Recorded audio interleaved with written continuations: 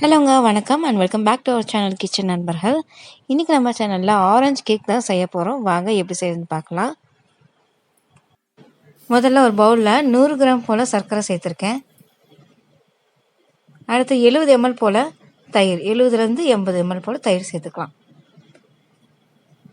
இது ரெண்டையும் நல்லா மிக்ஸ் ஆகிற வரைக்கும் கலந்து விட்டுக்கலாம்.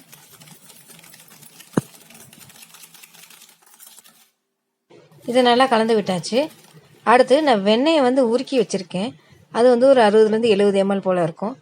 ஸோ உருக்கின வெண்ணெயை சேர்த்துக்கிறேன். நீங்கள் வெண்ணெய்க்கு பதிலாக ரீஃபைண்ட் ஆயிலோ இல்லை வாசம் வராத எந்த எண்ணெய் வேணால் நீங்கள் சேர்த்துக்கலாம். இதையும் ஒரு வாட்டி மிக்ஸ் பண்ணிடலாம். இப்போ அந்த மிக்ஸ் பண்ணி வச்சுருக்க கலவையில் 180 கிராம் அளவுக்கு மைதா மாவு எடுத்திருக்கேன். அதை சேர்த்துக்கலாம். எப்பயுமே கேக் செய்யும் போது மாவு சளிச்சிட்டு சேர்த்தோம்னா நல்லாயிருக்கும். அது கூடவே 1 ஸ்பூன் அளவுக்கு பேக்கிங் பவுடர் சேர்த்துக்கலாம். 1/2 ஸ்பூன் அளவுக்கு பேக்கிங் சோடா உப்பு. இது மூணையும் நல்லா சளிச்சு இதோட கலந்துடலாம்.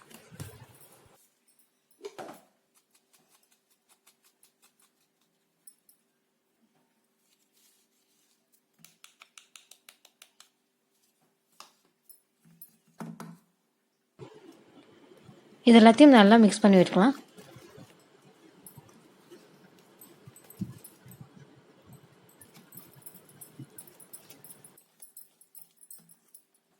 இப்போ நான் ஆரஞ்சு ஜூஸ் எடுத்து வச்சுருக்கேன். அதை இதில் கொஞ்சமாக சேர்த்துக்கிறேன். முதல்ல கொஞ்சமாக சேர்த்துட்டு வேணுங்கிறப்ப பின்னாடி சேர்த்துக்கலாம்.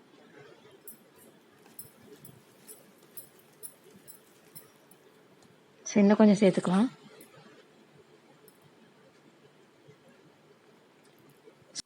நான் பார்த்தீங்கன்னா ஒரு பெரிய சைஸ் ஆரஞ்சுலேருந்து பாதி மட்டுமே எடுத்து ஜூஸ் எடுத்து வச்சுருக்கேன். ஸோ அதுவே இந்த அளவான கேக்கு போதுமானதாக இருந்துச்சு.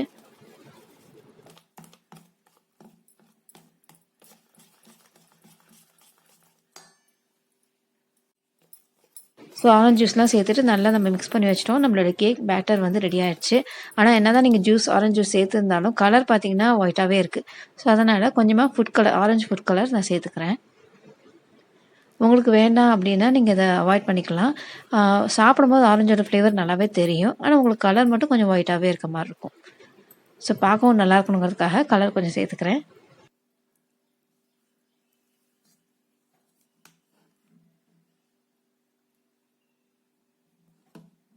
ஸோ கேக் பேட்டர் பார்த்தீங்கன்னா இப்போ கம்ப்ளீட்டாக ரெடி ஆகிடுச்சு. இப்போ நம்ம பாத்திரத்துக்கு மாற்றிட்டு பேக் பண்ணிட வேண்டியது தான். ஸோ இந்த பாத்திரம் பார்த்தீங்கன்னா ஒன்றும் இல்லைங்க, இந்த பட்டரை ஊறுக்கிறதுக்காக யூஸ் பண்ண பாத்திரம் தான். ஸோ இதுலேயே கேக்கையும் பேக் பண்ணிடலாம். ஃபுல்லாக வலிச்சு எடுக்காமல் இதையே க்ரீஸ் பண்ணுறதுக்காக யூஸ் பண்ணிவிட்டு அப்படியே இதிலே பேக் பண்ணிடலான்னு வச்சுருக்கேன். ஸோ இருக்க மிச்சம் அந்த வெண்ணெயிலேயே ஃபுல்லாக க்ரீஸ் பண்ணி விட்டுட்டு மைதா மாவோ இல்லை கோதுமாவோ ஏதோ ஒன்று மேலே தூவி விட்டு டஸ்ட் பண்ணி எடுத்துக்கலாம்.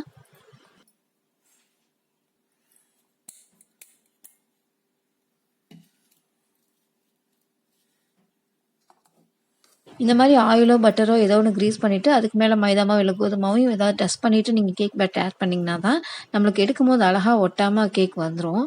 இல்லைன்னா நீங்கள் பட்டர் பேப்பர் வச்சுருந்தீங்கன்னா நீங்கள் அதை கூட யூஸ் பண்ணிக்கலாம்.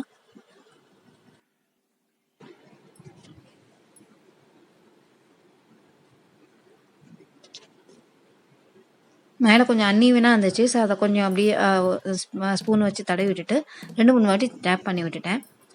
இப்போ பார்த்தீங்கன்னா நான் ஒரு பாத்திரத்தை ஏற்கனவே 10 நிமிஷம் ப்ரீஹீட் பண்ணி வச்சுட்டேன். அதில் ஒரு ஸ்டாண்ட் வச்சுக்கலாம்.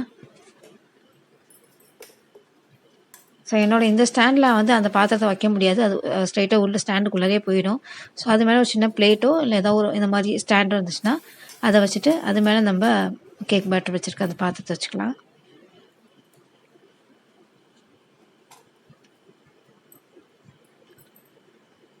ஸோ லிட்டை போட்டு க்ளோஸ் பண்ணிடலாம். ஸோ இப்போ இந்த லிட்டில் பார்த்தீங்கன்னா இந்த பேப்பர் இருக்கமாக இருக்கும். அது வேறு ஒன்றும் இல்லை. இந்த லிட்டில் ஒரு ஹோல் இருக்கும். கேக் பேக் பண்ணும்போது பார்த்தீங்கன்னா எந்த ஒரு கேப்பும் இல்லாமல் கம்ப்ளீட்டாக க்ளோஸ்டாக இருக்கணும். இல்லைனா கேக் சீக்கிரம் வேகாது. ஸோ அதனால் பேப்பர் வச்சு க்ளோஸ் பண்ணியிருக்கேன். அதை மீடியம் ஃப்ளேமுக்கும் குறைவான தீயில் வச்சு 45லேருந்து 55 நிமிஷம் வேக வைக்கணும் இந்த கேக்கை. ஸோ நம்மளோட கேக் இப்போ ரெடி ஆயிடுச்சான்னு பார்க்கலாம். எனக்கு இப்போ கரெக்டாக 55 நிமிஷம் ஆயிருக்கு. கலர் பாருங்கள் எவ்வளோ ரேடியண்ட்டாக சூப்பராக இருக்குல்ல. ஒரு ஃபோர்க்கோ இல்லை கத்தியோ இல்லை இந்த மாதிரி கம்பி ஏதோ உள்ளே விட்டுட்டு எடுக்கும் போது எதுவும் ஒட்டாமல் க்ளீனாக வரணும். ஸோ நம்மளோட கேக் இப்போ நல்லா வெந்துருச்சு. இதை உடனே எடுக்காமல் ஏதோ ஒரு துணி போட்டுட்டு இதை மூடி வச்சுட்டு நம்ம ஆற விடுவோம். நல்லா ஆறினதுக்கப்புறம் இதை வெளியே எடுத்துட்டு நம்ம கட் பண்ணி பார்க்கலாம். ஒரு கத்தி வச்சு சைடில் அப்படியே எடுத்து வர்ற மாதிரி பண்ணிவிடுங்க. இப்போவே அது ஒட்டலை ஒன்றும், பட் இருந்தாலும் ஒரு சேஃப்டிக்காக நம்ம எடுத்து விட்டுக்கலாம். ஒரு பிளேட்டில் அதை இப்போ மாற்றிடலாம். ஸோ நான் பிளேட்டில் திருப்பும் போதே கேக் வந்து பிளேட்டில் விழுந்துச்சு. ஸோ ஒட்டாமல் ரொம்ப அழகாக வந்துருச்சு கேக்கு.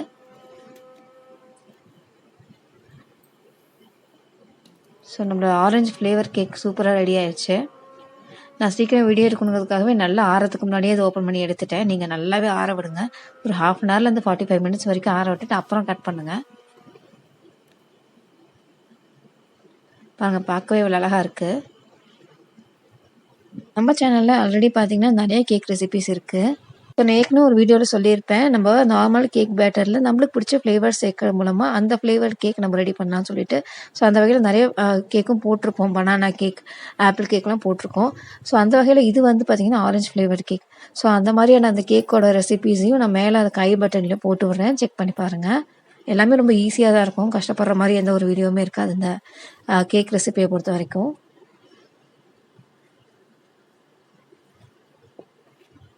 ஆரஞ்சோட அந்த ஃப்ளேவரோட சாப்பிட்றதுக்கு இந்த கேக் அவ்வளோ டேஸ்ட்டாக இருந்தது. டேஸ்ட்டாக மட்டும் இல்லை, ரொம்ப சிம்பிளாகவும் செஞ்சு முடிச்சிட்டோம் இல்லைங்களா?